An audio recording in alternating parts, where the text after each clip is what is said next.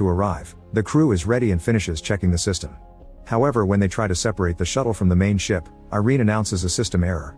If they don't want to crash on Mars, someone will have to get out and do the separation manually. They decide to use Ulysses' fuel to keep the shuttle in orbit while Martin goes out.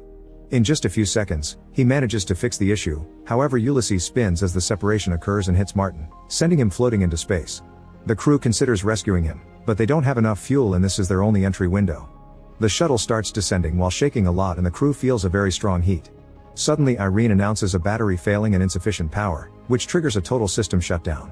They have no choice but to land manually, which is even harder than usual because of a storm on Mars. With lots of concentration, the pilots wait until the right moment and do a perfect landing.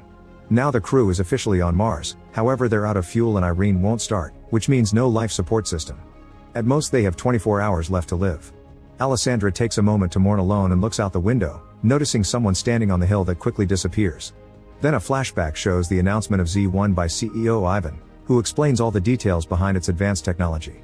In the present, Ivan is kept in a clean isolated room because he doesn't have much time left, which his company is keeping in secret. On Mars, Jan explains that they can't start Irene because she'll burn the little fuel they have left. They could wait for the solar panels to recharge and power the generators, but the storm has damaged those. Their only option is to find Z1 and take its battery.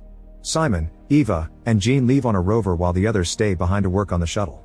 They try turning off all the non-mandatory systems but this still doesn't reboot Irene. Moments later the rover team finds Z1's wreckage, but there are no signs of its crew. There are no batteries either, all they can take is another solar panel.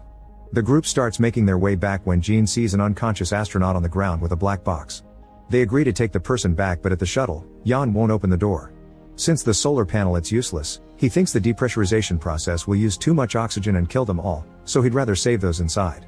At that moment